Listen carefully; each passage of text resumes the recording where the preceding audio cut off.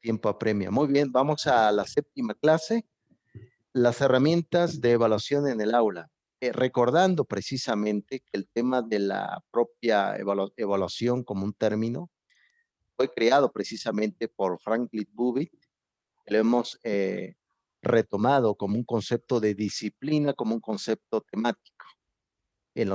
A partir de los años 50, 60, viene ya la concepción muy anglosajona del tema de currículo. Sabemos que el currículo es todo lo que acontece dentro de la institución educativa, pero sin embargo no podemos evitar o negar que existe un suceso también fuera de la institución educativa, como se le llama, un currículo informal, un tipo de educación poco no científica, pero sin embargo existe. Por lo tanto, eso nos hace pensar que los alumnos que llegan al aula, los propios docentes debemos de entender cómo de qué forma el propio estudiante, ya la versión muy de John Locke, muy de Aristóteles, que el alumno venía en tabula rasa. Eso sabemos que no es así. Traen un conocimiento previo, una descripción previa, y eso es importante también retomarlo y tomarlo en cuenta.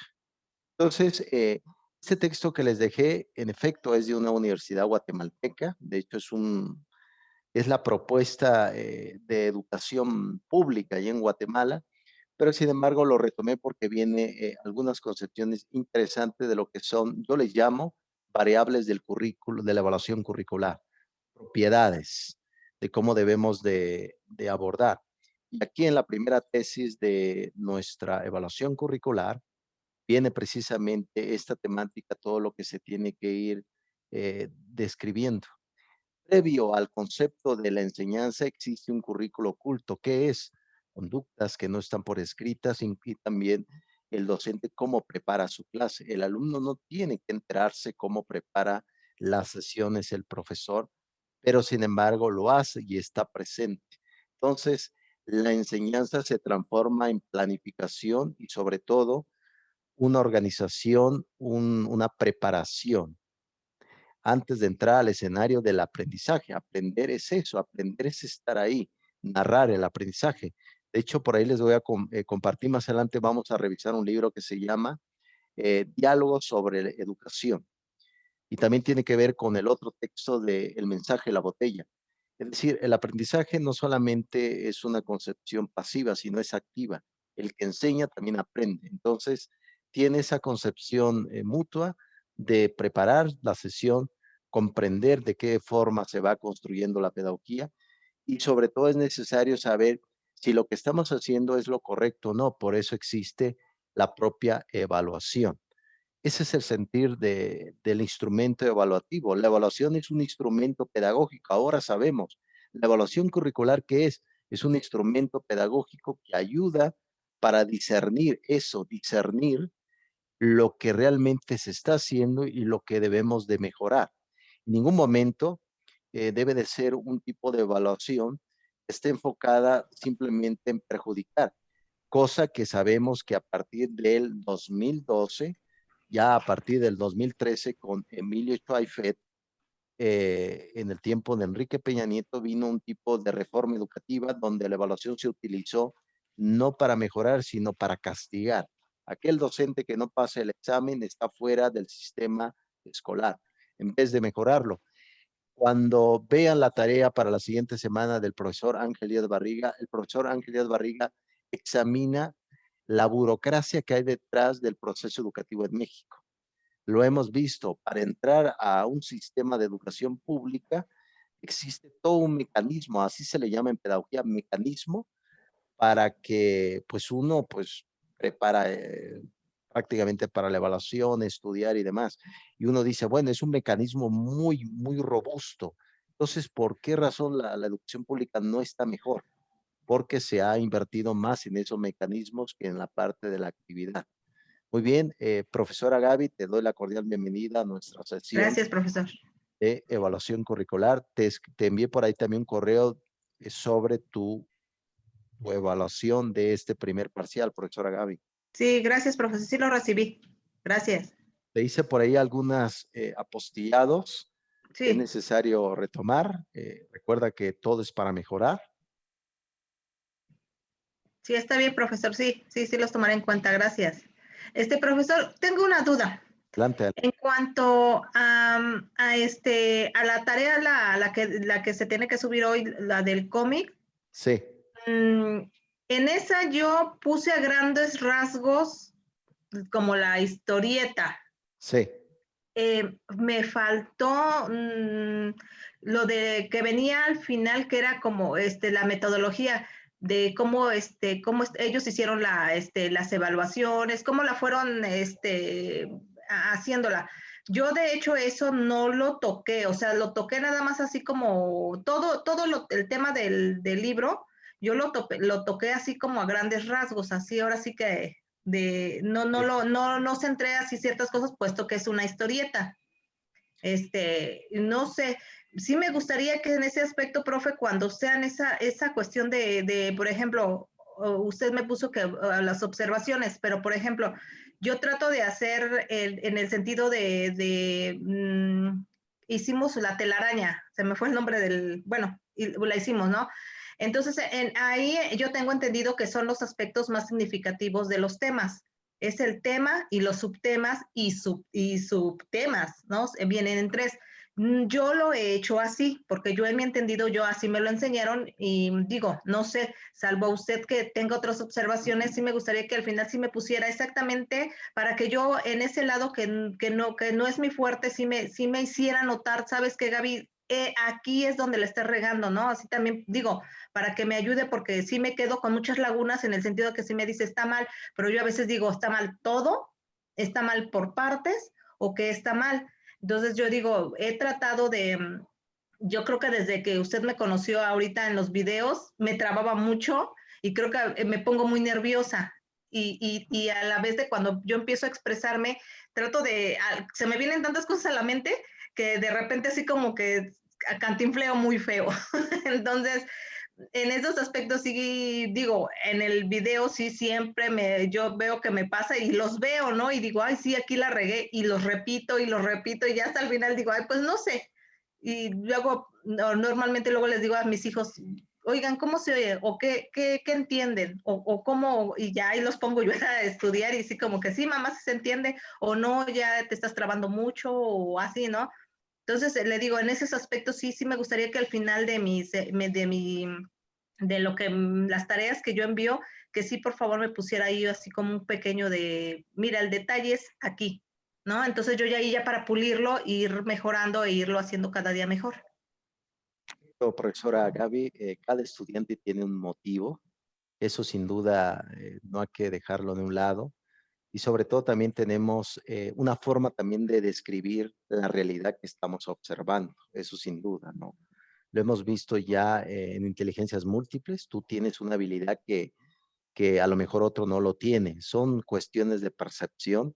Lo comprendo Sí, muy bien. No te preocupes, profesora Gaby. Yo te haré el apostillado necesario. Todo es para mejorar, sí, profesora, sí, sí. ¿no? Entonces, para ir trabajando.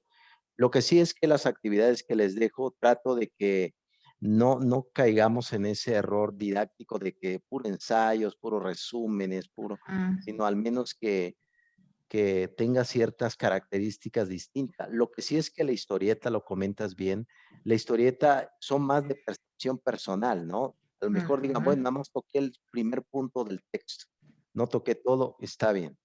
¿No? Porque al final de cuentas es eso, vas a hablar a través de esos personajes, a través de ese Sí, cómic. Ahorita sí, fíjense, sí. lo que se está manejando, yo tengo un texto, un libro que se llama Maldita Tesis, es de una profesora francesa. Eso yo lo trabajé con otros alumnos de otra universidad en la tesis, yo he sido asesor de tesis también. Ujú. Y manejamos pero curioso, ese libro es un cómic, son caricaturas donde una mujer narra cómo le costó trabajo terminar su tesis durante 3 años, pero es su punto de vista de ella. Entonces, te haré las observaciones, profesora Gaby, pertinentes y pues vamos caminando, ¿qué les parece? Sí, sí, profesor, muchas gracias. Nada más ese era mi punto, porque le digo que a veces sí más bien me cohíbo, a veces no les quiero preguntar, pero hoy tuve una plática con una persona y sí en ese aspecto yo siempre cuando dicen, ¿entiendes? Me da pena a veces preguntar, ¿no? Decir, me quedo yo, sí, al rato lo investigo o así, ¿no? Pero digo, al final, digo, siempre va a ser siempre ha sido ese mi mal. Y digo, y no lo he hecho, entonces digo, pues yo creo que ya es el momento, digo, porque ya ahorita en esas alturas, digo, al rato tengo más lagunas y me va a hacer más. Entonces, a veces me pasó con la maestra Rocío, al final, se lo juro que al final me cohibió mucho, que ya decía yo, pues estoy bien, ¿no? Y ya después al poco rato yo le mandaba mensajes, sí, dígame que en qué estoy mal. Y de repente ella sí me decía, sí, sí estás mal en lo que hiciste, en lo que me mandaste tu diapositiva, pero yo le decía, ¿en qué? Pues es que chécala. Entonces ahí es a donde dije, sí, mi error era de que, a ver, maestra, a lo mejor un día sí ponerme a platicar con ella y decirle exactamente qué es lo que me hacía falta, ¿no? Porque entonces yo en general cuando me dice usted está mal, entonces mi percepción es de todo está mal. O sea, digo, ¿pero en qué? Entonces digo, ya si me van guiando, entonces a lo mejor sí yo digo, a lo mejor sí. Sí, ya en ese aspecto sí lo hago. Yo soy mucha de las personas que resume, pero resume. O sea, no haga de cuenta que yo, lo que yo entiendo y yo lo resumo. Entonces a lo mejor digo, a lo mejor en esa parte estoy mal, pero no me lo han dicho. Entonces Sí, nada más ese es mi punto. en efecto, profesora Gaby, la duda es dolorosa también, duele la duda, sobre todo más si se maneja de forma en solitario, ¿no? Cuando la duda lo tienes de forma colectiva, puede haber a lo mejor una disilusión, ¿no? O también diluir también, o también la disilusión en ese Sí. aspecto de no encontrar una respuesta. Pero sí, tiene razón, profesora Gaby, a todos nos pasa. Yo creo que debemos de aplicar un poco el FODA en ese punto de cuáles son nuestras debilidades, lo podemos convertir en fortaleza, ¿no? A lo mejor diga, bueno, Ajá. esta es mi debilidad, este es todo lo que tengo, pero bueno, lo puedo convertir en fortaleza, ¿no? En ese caso, Ujú. trabajar y demás. A mí también, por ejemplo, ahorita en el estudio del doctorado nos están presionando mucho en la investigación. Entonces hay trabajos que envío de 30 cuartillas, escribo hasta 20 cuartillas de mi ronco pecho y me hace siempre muchas observaciones de la doctora, pero comprendo que es precisamente para que yo mejore mi actividad docente. Ujú. Muy bien, profesora Gaby, no te preocupes. Eh, el día lunes, jóvenes, estaré revisando sus actividades. He estado un poco ocupado en otras variables, pero el día lunes revisaré sus actividades y ahí les pongo esas observaciones. ¿Qué les parece? Sí, está bien, profe. Muy Gracias. bien, excelente. Ya tienen sus calificaciones de primer parcial, pueden mejorar, algunos pueden mantenerse y demás. ¿Van trabajando ¿Podemos bien? hacerle como la catafixia? ¿Empeorar, mejorar o, o Eh, salirnos? el domingo con Chabelo era un clásico, ¿eh? Nunca se sabía qué había detrás Sí. a veces había un montón de latas, sí, sí, sí está. Pero no, yo estoy seguro que uno va progresando, ¿no? El progreso es eso, caminar hacia adelante, ¿no? A veces es bueno hacerse un poco hacia atrás y revisar qué hemos hecho y cómo lo debemos de trabajar. Muy bien, estamos revisando, profesora Gaby, el texto que les dejé sobre esta universidad guatemalteca, donde nos dan algunas pautas, algunos matices de cómo debe de estar las diferentes caras de la evaluación curricular. Recuerden bien que la evaluación no solamente evalúa el currículo vivido, es decir, la actividad del profesor con el estudiante, evalúa todo, el currículo oculto también, evalúa también el currículo formal, administradores, directivos, gestión educativa, etcétera, etcétera. Y este matiz que le acabo de poner ahorita es lo que hemos visto. Toda iniciativa, toda pauta de educación siempre se recomienda como hacer un pequeño diagnóstico para saber cómo viene el alumno, es necesario de trabajar y qué es importante modificar. Recuerden bien que una planeación didáctica pertenece al currículo, en efecto, un currículo no es una planeación, sino la planeación pertenece al currículo. Forma parte precisamente eso, que cuando tú haces la planeación, a veces te das cuenta, híjole, esta lectura que les puse no funciona, o los temas que aparentemente le ibas a dar en determinada fecha, resulta que ya no lo das. ¿Por qué? Porque se modificó. ¿Por qué razón se modifica? Porque a veces los alumnos participan más y la clase se extiende un poco más. A veces los alumnos no participan y tú tienes que saltar unos temas porque el tema se convierte en un poco aburrido. Ahorita vamos a analizar al profesor que les dejé precisamente en el otro texto ahorita que lo revisemos sobre el factor de la tecnología, de cómo también no todo es tecnología. Ahorita lo vamos a revisar. Habíamos hablado de la parte formativa y la parte sumativa. Debemos, y usted a lo mejor han de preguntar, pero profesor, ¿es necesario una evaluación en nuestra vida? Pues desde mi punto de vista, sí. ¿Es necesario evaluar la educación? Sí, pero una evaluación que sea realista y que sea también un tipo de evaluación segmentada. ¿Qué quiere decir esto? Que no podemos manejar una evaluación muy centralizada desde una ciudad, desde la Ciudad de México, para todos los demás estados, para los 31 estados, junto con la Ciudad de México, 32 estados, tratar de evaluar de forma y medir a todos por igual. Ese es el error que se ha cometido hasta ahora. ¿Por qué razón? Porque los mecanismos de evaluación tienen ciertas características y a veces no se toma en cuenta las diferentes vertientes de la realidad que tiene el sector educativo. Por ejemplo, si ustedes les echan un vistazo a las escuelas normales en México, en especial la que está en Guerrero, la Escuela Normal Isidro Burgos, si ustedes lo ven, entran a la escuela y está el Che Guevara, si revivo seré 1000, está el ZLN, su comandante Marco, y dices tú, este es un modelo socialista. En México capitalista hay un modelo socialista. Eso es la gran diversidad de temas educativos. Entonces, vamos a ver este tipo de técnicas a nivel general. Me gustaría escuchar sus puntos de vista. Por cierto, profesores, eh, pues yo creo que ahorita nos vamos ahora sí de hit porque pues necesito terminar a más tardar a las 2. ¿Qué les parece, profesores? Ahí me hace una seña el profesor Daniel como si votara yo por el PRI, vota por... Sí, sí, Este es como la se señal de quedó un partido así. político, ¿sí? Me hizo así. Se quedó así, dice que le van a dar 1000 pesos por cada que haga esto, ¿verdad, profe? Pues algunas Sí, tierras o algo. sí, Bienvenido, sí. Voy a recibir mi comisión. bienvenido, profesor Daniel. Estamos, bueno, sabemos, bienvenido, profesor Daniel, sabemos que las vísperas son mejores que las fiestas, ¿no? Entonces, Ajá. por Daniel, estamos en las vísperas del Día del Padre. Tú eres un padre, pues, un poco cacique, que no comparte las costillas a la Así parrillada, que. pero estamos en las vísperas, profesor Daniel. Sí, sí, ¿sí me escucha? Te escuchamos. Sí, de hecho, ahorita vengo rechinando el caballo desde Hidalgo. ¿Es un carruaje, profesor? Sí, traigo un pura sangre. Espero que no sea el Montecristo de Alejandro Dumas, este hombre que venía a vengarse de todos. Espero que no sea No, no, Montecristo. no, no. No, este es bueno. Sí, no, sí, ya, ya mañana, día del papá, pues sí, vamos a comernos unas costillitas.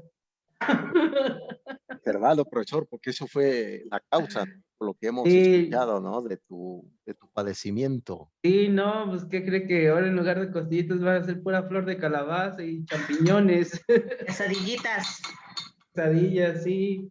Pero, pues Y el tequila por delante, profe. el chiste es reunirse. Ándele, tequila. No, no olvides darle a tu pura sangre ahí un poco de paja, profesor Daniel. Compra ahí Ah, ya unos está 2, comiendo 3 kilos ahorita. de salvadillo. Ándele. Muy bien, profesor Daniel, bienvenido. Estamos ahorita Gracias. revisando el texto que les dejé. Vamos a ver Ah, algunas técnicas, yo le llamo propiedades de la evaluación curricular.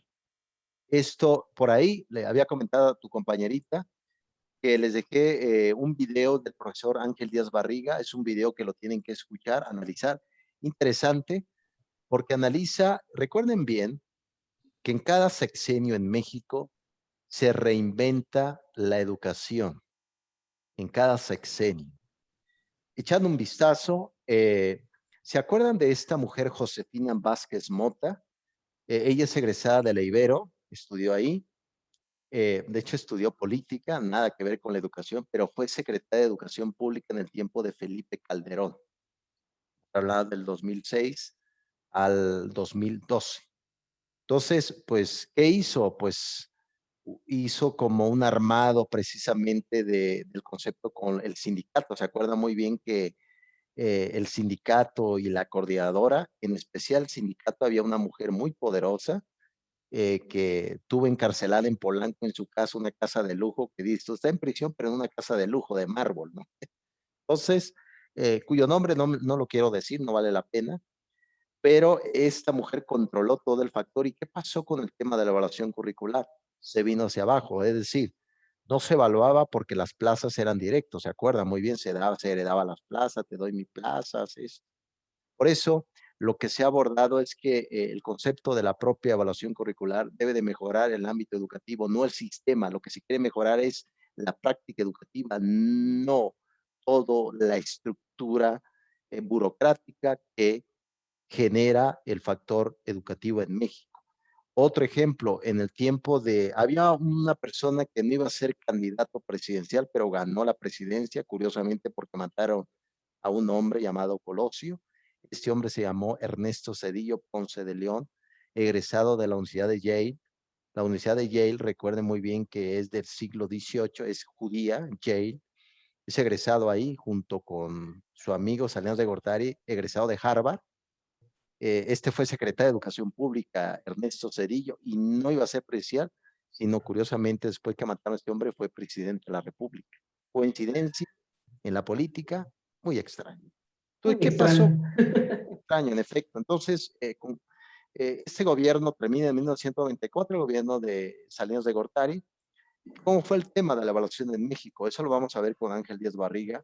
Pues un tema prácticamente, se podría decir, hay un concepto que se toma del mundo de la construcción, que se le llama repellado.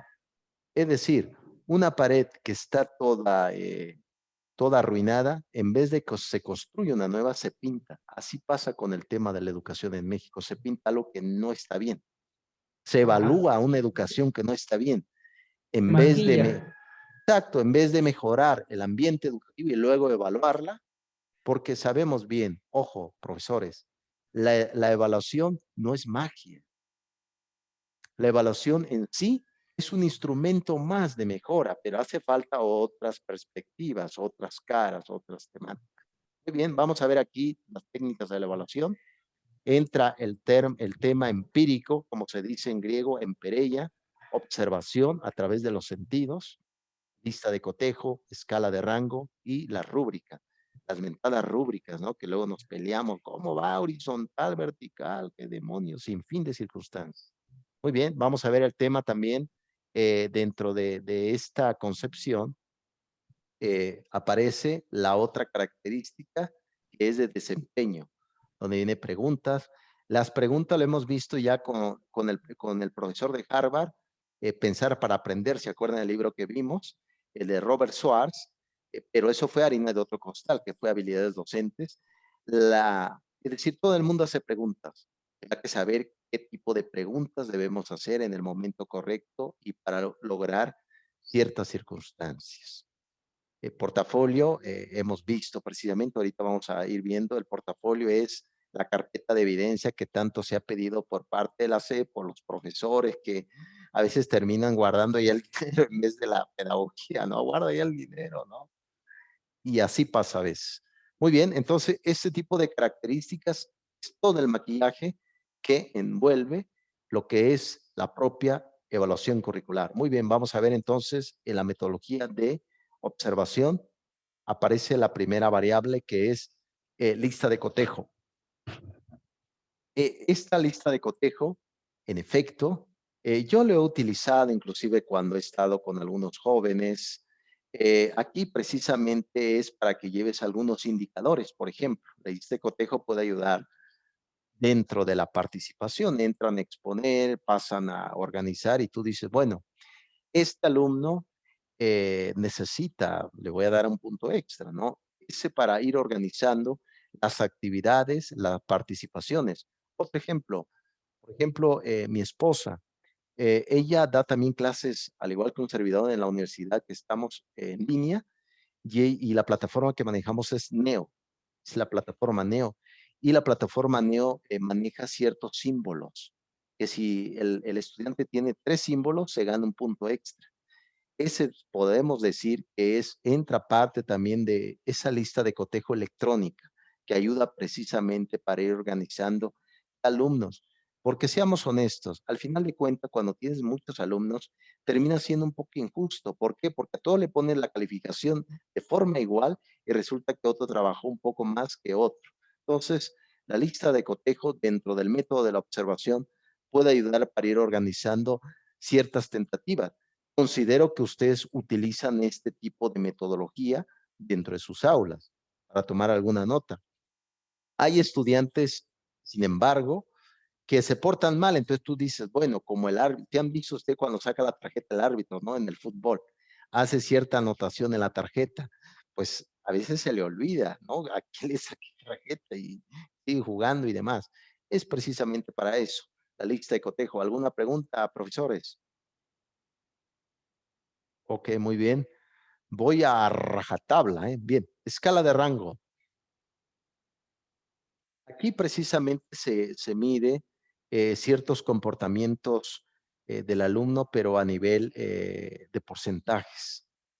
Sabemos que la escala de rango tiene ciertas características. A veces el estudiante pasa la materia no por lo que sacó en el examen, sino por lo que hace en el aula, a través del trabajo, a través de las actividades. La escala de rango te puede dar precisamente esas características a través de los porcentajes, cómo ir desarrollando ciertas características con el estudiante. Ojo, este tipo de escala de rango va a medir de forma sumativa el trabajo que hizo el estudiante, no solamente a través de un examen, sino se mide otro tipo de comportamiento, su comportamiento en el aula, vale la expresión, el trabajo que vaya entregando, la cierta disponibilidad que tengan y demás. Entonces, esta escala de rango puede ser de gran utilidad para el profesor, porque a lo mejor el alumno reprueba el examen. Imagínense más eh, la materia de historia y resulta que el alumno reprobó la materia de historia y dices tú, bueno, yo tengo mi escala de rango aquí, resulta que sí participó, sí hizo actividades, sí organizó, lo voy a pasar con 7 o con 8, dependiendo las características. La escala de rango va a medir todo el trabajo realizado, no solamente a través de una exposición, como lo vimos anteriormente en la propia lista de cotejos, sino va a ver un poco más allá el comportamiento, la actividad y la disponibilidad que tenga el estudiante dentro del aula de clases. Eso es de utilidad. Alguno lo puede utilizar, otros no. Eso puede ayudar. También, ¿para qué? Porque esto, tenerlo por escrito, todo esto, ciertas actividades te pueden ayudar para sustentar. A mí me ha tocado dar retroalimentación. Una vez tuve un alumnado de 80 alumnos en el aula, entonces me tardaba hasta 4 horas dando retroalimentación. Era la clase de 7 horas, 4 horas dando retroalimentación. Entonces yo lo llevaba todo en Excel y le decía, esto entregaste y esto no. Te faltó esto, tu comportamiento el día tal fue así. Claro, es mucha chamba, pero tú mismo te sustentas, tú mismo te proteges porque llevas tu escala de rango. Aquí está. Lograste esto. Esto necesitas, ¿no? Porque así de forma empírica, bueno, el alumno me trajo un helado, tienes 10. A veces no funciona y realmente no es correcto. Muy bien, profesor Daniel, te veo muy estoico. ¿Alguna pregunta que tengas? Todo bien, profesor. Hasta ahorita todo bien. Estas formas de evaluar ya las habíamos visto también. Sí, en efecto, no estoy inventando la caja negra. Sabemos que esto de una u otra forma lo hemos utilizado. Eh, a veces, fíjense, a veces la práctica da mucha experiencia en este punto y es bueno también darle ciertos nombres pedagógicos a lo que hacemos, las prácticas, la disciplina, las actividades, el desarrollo. Es bueno darles nombres, ¿no? En esta circunstancia. La rúbrica, yo creo que todo lo han manejado, profesora Gaby, yo creo que tú lo has manejado. La rúbrica es esa guía que tiene el alumno para cómo se debe de trabajar, ¿no? Tú me decías, oye, profesor, ¿tú qué me dices? ¿Por qué me dices así? ¿Qué pasa? Pues precisamente la rúbrica sirve para eso, para evitar dudas futuras, ¿no? La rúbrica se anticipa a las dudas, al concepto. Por eso es importante ir trabajando. Sabemos yo he hecho un buen de rúbricas, poner precisamente las aristas y poner qué porcentaje, ¿no? Por ejemplo, un video. Pido un video de tal minuto. Yo debería de poner una rúbrica con ustedes, pero eh, a veces pongo algunas generalidades. Voy a poner de vez en cuando algunas rúbricas también. Claro, ese es una chamba extra para el profesor, mucha chamba, el trabajo de las rúbricas. Les voy a decir honestamente, a mí no me gusta hacer sé hacer planeaciones por mi carrera, sé hacer bien planeaciones, sé hacer rúbricas, sé hacer un sinfín de cosas muy pedagógicas, pero aquí entre nos, a mí no me gusta hacer eso, me gusta leer, me gusta revisar mis libros, porque eso me lleva a una buena práctica docente. No soy administrador. Ese es el gran debate en México, que lo vamos a ver más adelante, el debate que somos, docentes o administradores. En una institución educativa, profesor, ya entregaste tu 10 planeación, Dios mío, ¿cuándo demonios? Sí, tienes que estar tu planeación enfocado en el semestre, enfocado, puta, no, ¿cuándo lo voy a hacer? Necesito preparar mi clase y no leo, ¿de qué les hablo? ¿No? Ese es el gran debate. La parte, de lo que viene, este tipo de evaluación es muy administrativa. Yo honestamente prefiero leer, preparar bien mis clases, hacer esto, pero lo tengo que hacer, ¿no? Ese es el gran debate, profesor Daniel, Gaby, señorita Brenda. Ese es el gran debate del tema de las rúbricas. ¿Alguna pregunta hasta acá, profesores? Muy bien, excelente. A ver si el profesor nos comparte una costilla por ahí. En que sea fotografías, profesor. Ni eso nos ha mandado. Nada, nada, nada. Bien, Ahora que vamos con... regresemos, cuando regresemos nos comemos unas. No, de hecho, profesores sí sabían que aquí en la Ciudad de México ya surgió, ya regresaron al semáforo, ¿no? Me parece retrocedieron. Nosotros definitivamente no vamos a regresar al aula, ya ves que les había comentado. Hasta ahora, todo lo vamos a mantener en línea. Claro, en línea presenta muchos retos en esa parte de generar ciertas atenciones de parte del propio estudiante. Muy bien, aquí entramos a la otra etapa. La primera etapa que acabamos de terminar con la rúbrica es la etapa de la observación, ¿no? Ahora entramos a la otra etapa que yo personalmente como filósofo y educador le llamo producto, la etapa de producto o de desempeño. Entramos en la otra etapa donde precisamente qué tipo de producto vamos a obtener, el aprendizaje, el conocimiento. El tema de las preguntas, claro, hablamos de interrogativas y demás. Es bueno hacerlas. ¿Por qué razón? Porque a veces la participación de los estudiantes no es de la mejor forma posible dentro del aula. Y uno termina hablando y se desgasta. Y curiosamente la clase termina más rápidamente que cuando el propio estudiante empieza a entablar ciertas conversaciones con pues el propio estudiante. Este tipo de preguntas sabemos que existe sin fin de preguntas, pero hay que saber hacer qué tipo de preguntas debemos de ser lo correcto, ¿no? Por ejemplo, no hace mucho yo daba clases de filosofía, que es mi fuerte también, y los jóvenes me hacían la pregunta, ellos me hacían la pregunta, me decían, es que profesor, el amor es el mismo. Perdón, me decía, es que el amor, en efecto, el amor es el mismo, me decían ellos. Y le dije, no, el amor no es el mismo, lo que es el mismo es todos los vínculos. Entonces ya cambié la concepción de la pregunta, ¿no? Entonces, es eso lo que debemos de hacer, lo que debemos de construir. Por ejemplo, ustedes, ¿qué tipo de preguntas deberían de hacer en esta concepción? Por ejemplo, profesora Gaby, una pregunta que harías en temas de educación, ¿cuál sería que se te ocurra por ahí? En temas de educación, por ejemplo, yo le preguntaría em, cómo trabajar la metacognición. En efecto, ¿cómo trabajar? Y ahí puede surgir exactamente otra pregunta, ¿qué es la metacognición, no? ¿Para qué sirve? ¿Cuáles son las funciones?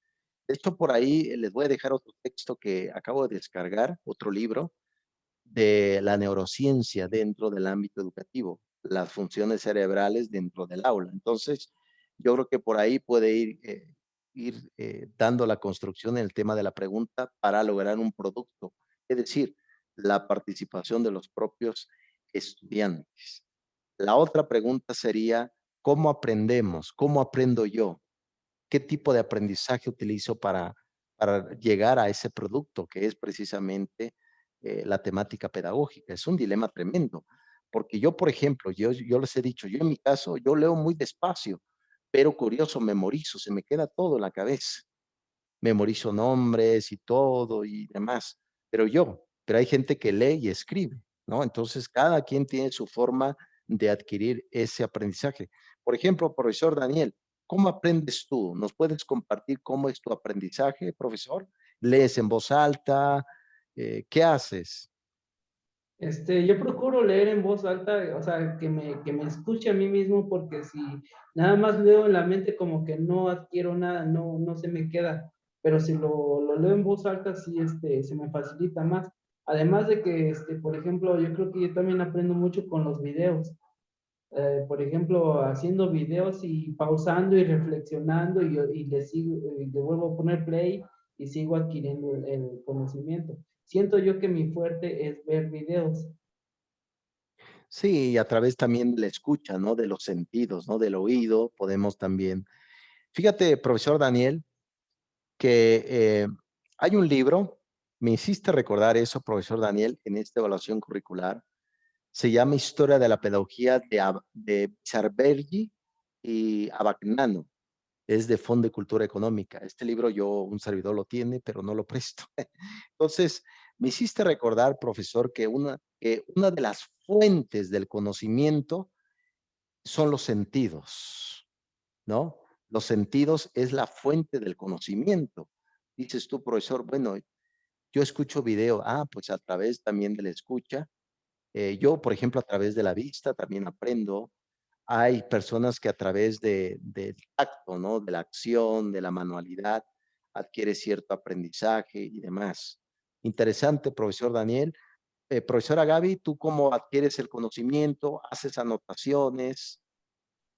Pues yo soy muy visual y aparte hago anotaciones porque a veces no, como que necesito leer como dos, tres veces porque hay cosas que no entiendo y me regreso o así. Entonces soy muy visual y también le digo, ya ahí a la hora de leer el libro, pues sí hago anotaciones, porque sí, yo para que se me peguen las cosas soy como el pececito del Nemo, nada más no se me pega nada. Sí, pues así pasa. Vemos también, yo por ejemplo, yo no rayo libros. Yo mis libros, ninguno está rayado. Pero pues hay personas que lo hacen y yo creo que es respetable porque hay conceptos interesantes o le ponen unos pequeños papelitos ahí de color y mi esposa hace eso. Sus libros están llenos de papelito porque hay ideas. A veces dices, ¿dónde leí esto? Aquí lo abro y ya. Al menos te ahorra tiempo, ¿no? Entonces, es interesante, profesores. Bien, ya para ir terminando esta sesión, ahorita les envío otra vez la liga de forma inmediata para que tratemos determinantes de las dos. Espero que no se vayan a enojar, profesores, pero pues, ahora hay una fuerza mayor. Recuerden que no todo es academia, hay que vivir también, ¿no? Entonces, el portafolio, eso ya se ha utilizado una sinfín de veces, sobre todo llevar esta parte recuerden bien que el pasado tiene memoria y lo que se pretende es que ese pasado lo tengamos muy bien presentes. Se va, las ideas se fugan. A mí se me va a veces las temáticas. Por ejemplo, en la tesis del doctorado, yo ahorita estoy leyendo un libro, compré una colección de libros, como hemos platicado, aquí tengo uno de mis libros. Es un libro de Copleston, son 4 volúmenes, editorial Ariel. Ya los tengo, gracias a Dios los compré. Me ha ayudado mucho a mi esposa a conseguirlo. Entonces, pues de acá estoy sacando mi tesis de este pedazo de libro, pero hay ideas que se me van, entonces tengo que hacer ciertas analogías. Fíjense, hablando del portafolio, hubo un pedagogo, un filósofo llamado Hipias. Hipias fue sofista, estamos hablando del siglo IV antes de Cristo. Él inventó el método de la mnemotecnia. utilizada anteriormente, utilizada en este presente. Yo, por ejemplo, para aprenderme nombres difíciles, lo asocio con animales a veces. Por ejemplo, Hipócrates, lo asocié con hipopótamo. Hipócrates fue el padre de la medicina, ¿no? El testamento de Hipócrates, leído en el ámbito de la medicina. Eso es importante.